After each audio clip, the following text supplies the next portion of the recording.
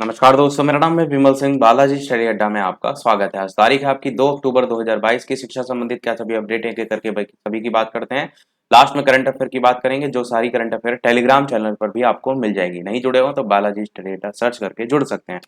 सबसे पहली अपडेट, कल 1 अक्टूबर 2022 को पेट एग्जाम का नोटिफिकेशन जारी किया गया, जिसमें उसके एडमिट कार्ड को लेकर के बताया गया है, जो कि मैंने कल ही आपको बता भी दिया था लाइव वीडियो में दोपहर 3 बजे वाले में कि पेट का एडमिट कार्ड आ चुका है। तो नोटिफिकेशन देख लेते हैं। इसमें लिखा है 15 और 16 अक्टूबर को 2 दिन आपकी परीक्षा होगी, 10 बजे से 12 पहली पाली में और 30 से 5 दूसरी पाली में।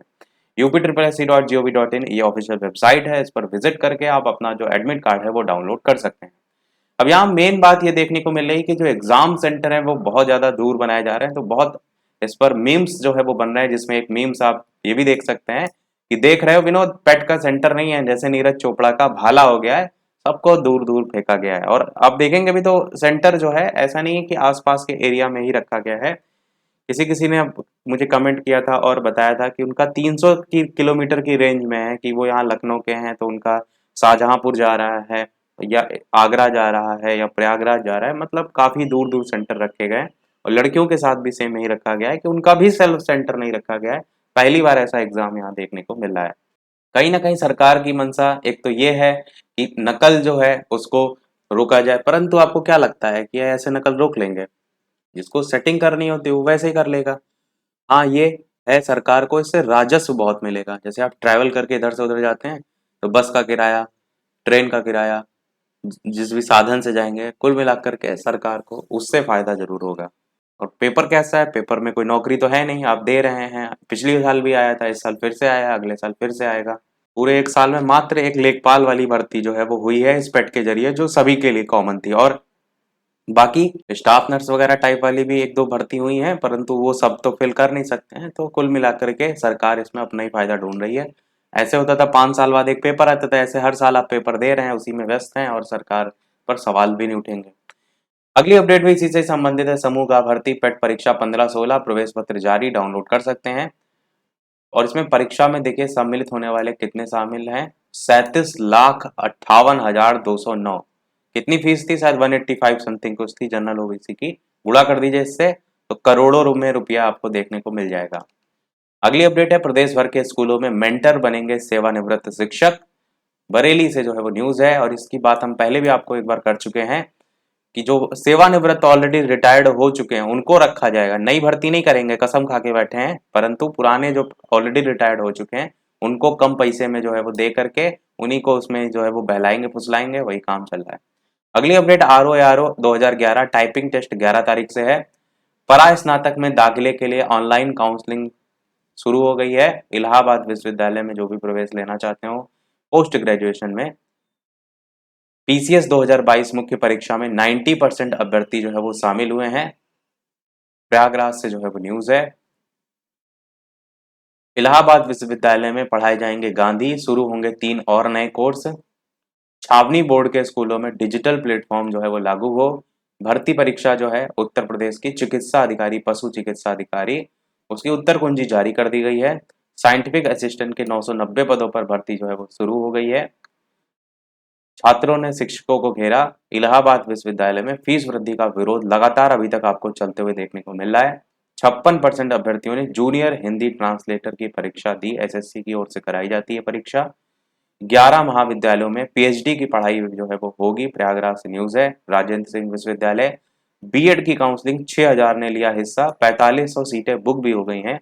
बरेली जो है रुहेलखंड जो विश्वविद्यालय वो इसकी काउंसलिंग का पूरी प्रक्रिया जो है वो करवा रहा है। प्रतीक्षा सूची के अभ्यर्थियों का नया पैनल बनाने का निर्देश दिया गया है। टीजीटी की जो वेटिंग लिस्ट है उसके अभ्यर्थियों को नियुक्ति देने में हाईकोर्ट ने फॉर्मूला बताया है। राज्य विज्ञान प्रतियोगिता में वाराणसी की नव्या जो है वो विजेता रही हैं। छात्रवृत्ति परीक्षा के लिए बीएसए ने 100 किताबें जो है वो दी हैं। बच्चे जो है वो अंग्रेजी की किताब में भूगोल पढ़ रहे हैं। बदायूं से जो है वो न्यूज है। किताबों में गड़बड़ी है, उसको लेकर यहाँ बताया गया है। 70,000 सीटों पर 2.5 गुना से अधिक आवेदन। दिल्ली विश्वविद्यालय की बात की गई है। दिल्ली विश्वविद्यालय में जो भी स्नातक यानी ग्रेजुएशन में प्रवेश लेना चाहते हैं उसका टाइम चल रहा है, तो उसको लेकर बताया गया है। जैमिमा की सर्वश्रेष्ठ पारी से भारत जीता। यहाँ से सब आपको करंट अफेयर देखने को मिलेंगे और सब अपडेट टेलीग्राम पर भी आपको मिल जाएंगे। तो एशिया T20 क्रिकेट टूर्नामेंट का जो महिला एक क्रिकेट है उसमें आपका पहले दिन भारत ने श्रीलंका को 41 रन से हरा दिया है। इसमें हेमलता ने 3 विकेट लिए हैं। वहीं आज मुकाबला आपको दूसरा T20 देखने को मिलेगा। दक्षिण अफ्रीका से 3 मैचों की सीरीज है, पहला भारत जीत गई थी, तो दूसरा मैच आज देखने को मिलेगा। नई दिल्ली, नोएडा शीर्ष 5 शहरों में सबसे शामिल हुआ है। इंदौर लगातार छठी बार देश का सबसे स्वच्छ शहर घोषित हुआ है। एनसीआर का हाल 1 नंबर पर था नई दिल्ली, पिछले वर्ष छोटे शहरों में 4 स्थान पर था नोएडा, वो भी यहाँ पर बताया गया है। गंगा के किनारे हरिद्वार, बिजनौर ये अव्वल में आए हैं। बाकी इसमें जितने भी रिपोर्ट में अलग अलग आंकड़े हैं उनको आप देख सकते हैं। अगली अपडेट आपकी स्वदेशी 5G इंटरनेट जो है वो शुरू, कल 1 सितंबर को 5G इंटरनेट को लेकर के उद्घाटन हो गया है। 5 देशों के कितने शहरों में 5G है, तो इसमें चाइना, अमेरिका, फिलीपींस, दक्षिण कोरिया, कनाडा ये सब देखने को मिल रहे हैं। और भारत में भी ये अब आ गया है। पहले चरण में 13 शहरों में ये शुरुआत होगी, तो ये नंबर ऑफ शहर याद रख सकते हैं, करंट अफेयर से क्वेश्चन बनेगा। अब इसमें ये भी बताया गया है कि 1 GB फिल्म 7 सेकंड में आप डाउनलोड कर सकेंगे। हाँ, ये जरूर है कि जो आपका 4G वाले पैक आते थे उससे 5G वाले पैक थोड़ा सा महंगा जरूर होंगे। अब थोड़ा होंगे या ज्यादा होंगे वो तो टाइम बताएगा। राष्ट्रीय खेलों में भवानी जो है उन्होंने स्वर्ण पदक जो है वो जीता है। गांधीनगर के महात्मा गांधी मंदिर में आयोजित चल रहे हैं आपके राष्ट्रीय खेल, उसकी तलवारबाजी स्पर्धा में भवानी देवी ने स्वर्ण पदक जीता है। इसके अलावा महिलाओं की राइफल शूटिंग जो है उसमें इलावेनिल वाला रिवन जो है उन्होंने स्वर्ण पदक जीता है। 36वें राष्ट्रीय खेल मीराबाई चानू ने भारोत्तोलन में स्वर्ण पदक जो है वो जीता है। इसी राष्ट्रीय खेल को लेकर के बताया गया है। 49 किलोग्राम वर्ग की बात की गई है।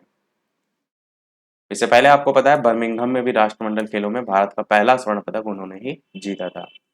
भारत ने इंडोनेशिया में G20 शेरपा की तीसरी बैठक में भाग जो है वो लिया है।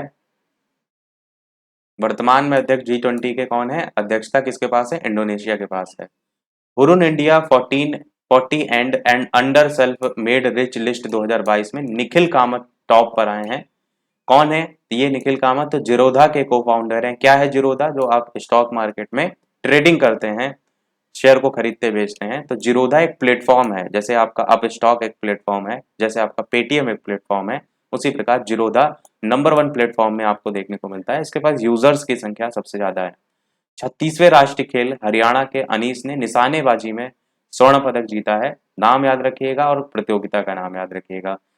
लास्ट प्रश्न देखते हैं, लास्ट पॉइंट देखते हैं। तेलंगाना सरकार ने शुरू की आसरा पेंशन योजना, तो इस पेंशन योजना का नाम ध्यान रखिएगा और तेलंगाना सरकार से जोड़कर याद रखिएगा। क्वेश्चन यही बनता है कि कहाँ से ये आई है।